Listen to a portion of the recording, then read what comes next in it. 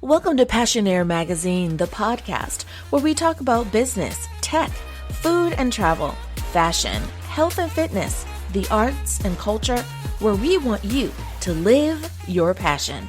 Passionaire Magazine, the podcast. Hello, everyone, and thank you so much for joining me for Passionaire Magazine, the podcast. This week, I would like to take a look at one of our featured articles, and that is how your wardrobe affects your mood and feelings. Now, if you haven't had an opportunity to read this article, please take a moment, either in your magazine. It is available in both digital and print formats, but you can also read it on our website, and that is passionairemag.com, passionairemag.com, and simply click on the magazine tab, scroll all the way down, and you will be able to read the article that we are referencing today. But I really want to take a look at how our clothing actually does have an effect on who we are and who we perceive ourselves to be, and if it has any correlation between our output into the world or how we're perceived, right? Because I think that it's really important that as we start to make these shifts into the people that we wish to be, or maintain the people that we are in any way, shape, or form, it's important to know a little bit of the psychology behind it all. Now, I remember people telling me when I was in high school, or not necessarily telling me, but just mentioning in a conversation, that you should always dress for the position you want to have, not the position that you already have, right? That you want to dress for the promotion, not for your current place. I understood what they were trying to tell me. If you were already in a place where business casual was the going norm and where you wanted to, your promotion place was a more formal business environment, then go ahead and dress in that more formal business attire. Kind of get your mind right for where you want to be, right? Not that there's anything wrong with business casual. Many places have adapted a business casual environment. Or perhaps you are working somewhere where it is a formal business attire, but you want to go in the other direction. You want to go to some place where it's more business casual, or it's simply jeans and a t-shirt.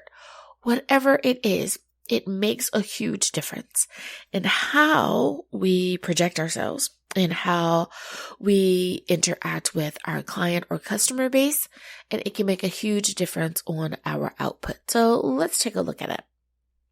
One of the things that I wanted to really point out in the article that you find in the magazine is that she makes mention to colors, and colors really do have a lot to do with our mood, with our feeling, with our self-confidence. Yep, I said it, with our self-confidence.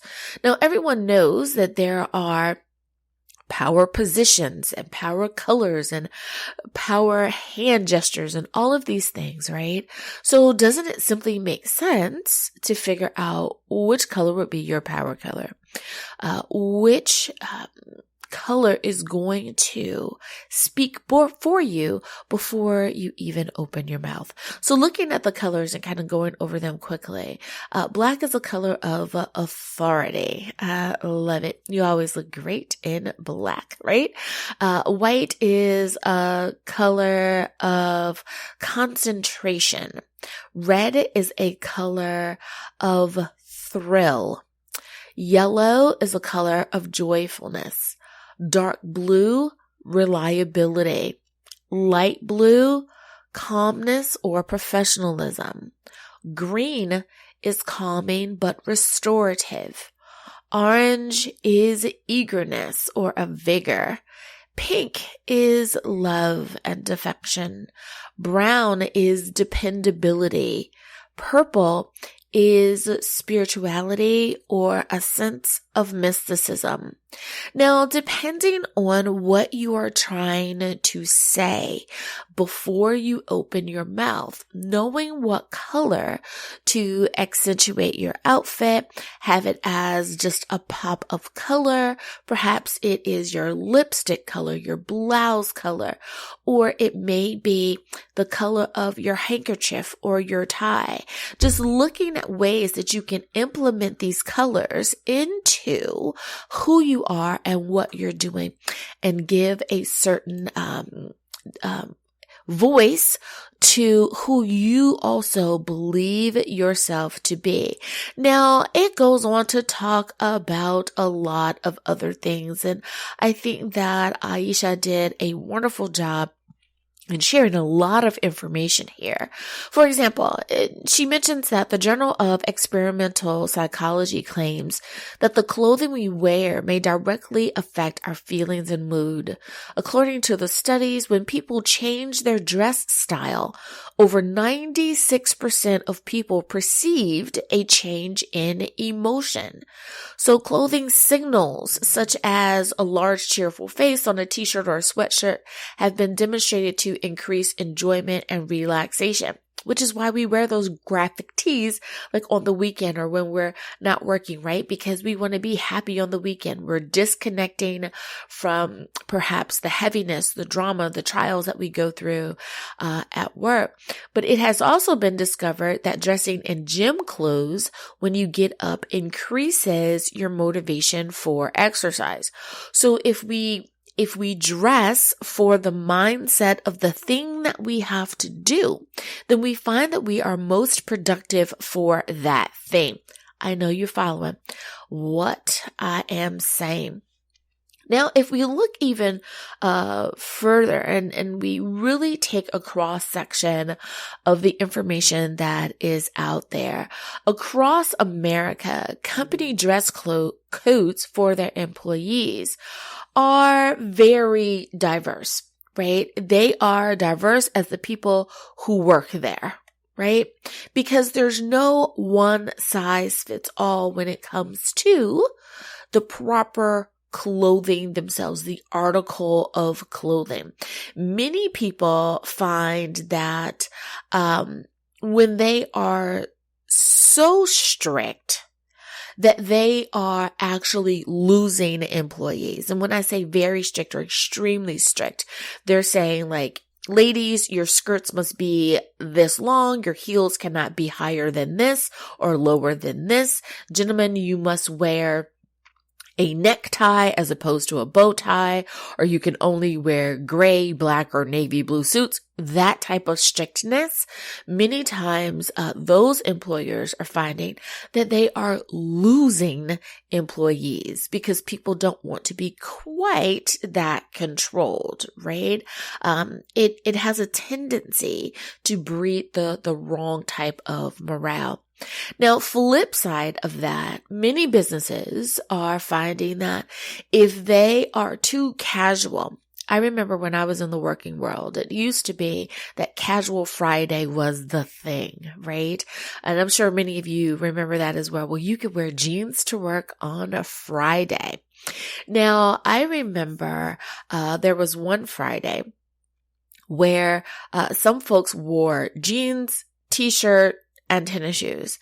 And that was their version of casual. And I remember, folks in HR was kind of saying, listen, that's a little bit too far. We didn't mean like jeans. We didn't mean a t-shirt and tennis shoes. We meant that you could wear, like a dressed down version, like jeans and a blouse or still a button down shirt, right? But not, tennies and a t-shirt.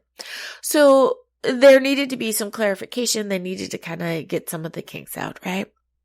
Well, I found that, just my observation of this one place, that those people that were a little bit more, they had relaxed personalities. They took advantage in a positive way. They took advantage of casual Fridays, and they did wear jeans and a nice shirt, great shoes, and they were productive.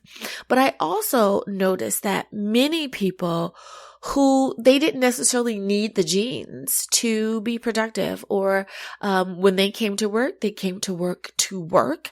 I found that they just continued their usual dress even on Fridays.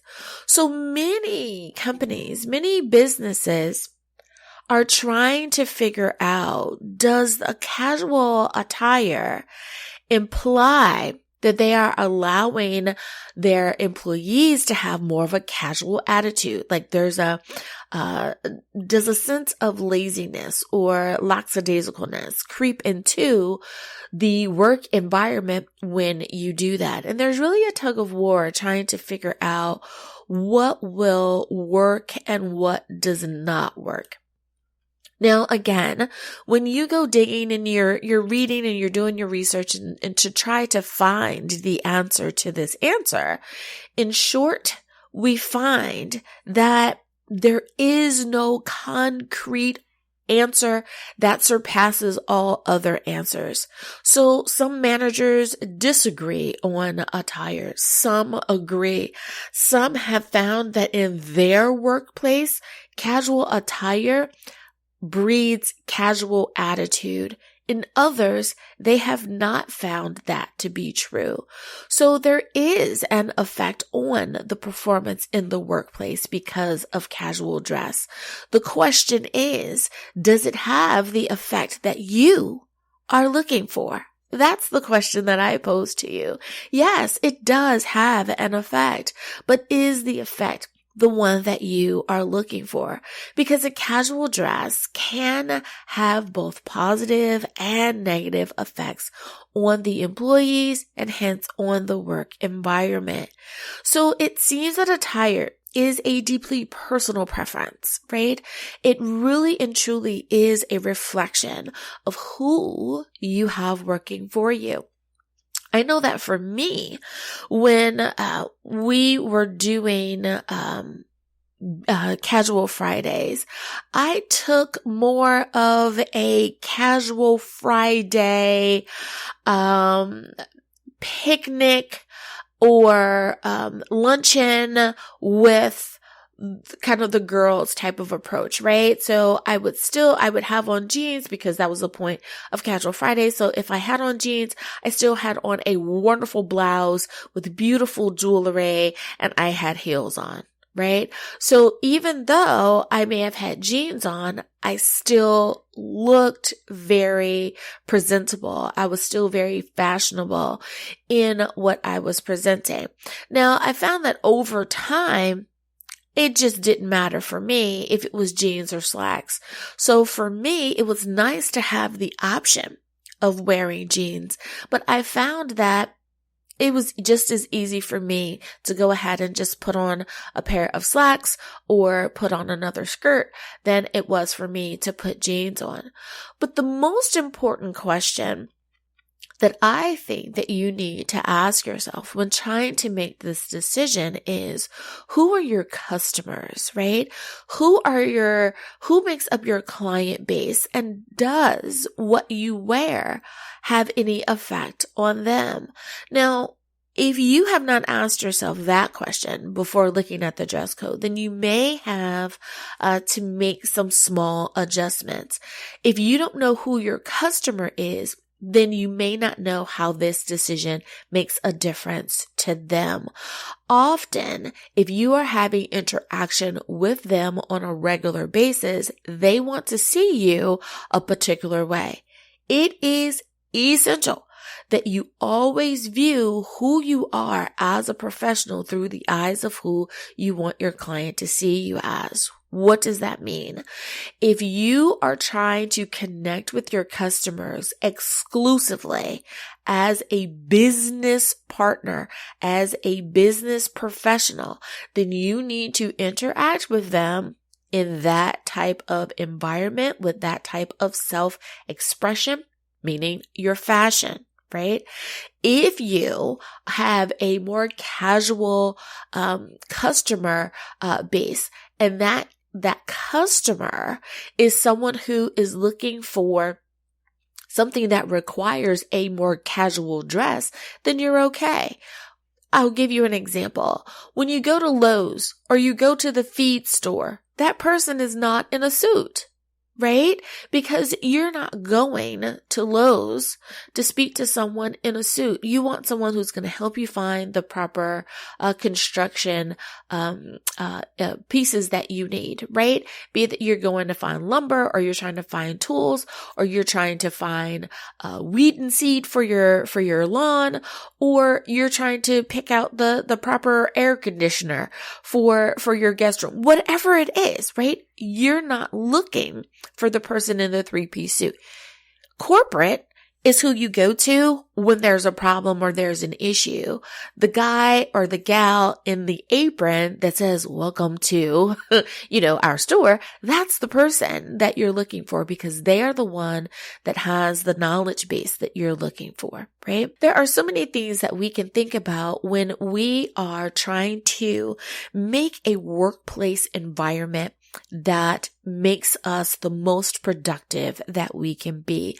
Another thing that I would suggest is that if you're trying to figure this all out, hire a consultant. There are so many people out there that are able to help you with this and help determine what is best for your business, for your workplace, and to make sure that your client base, that your customer base continues to see you in the light in which you wish to be seen. So I hope that this conversation on, your attire and how it is speaking for you before you walk through that door gives you a little something to think about. And I hope that you are the best dressed.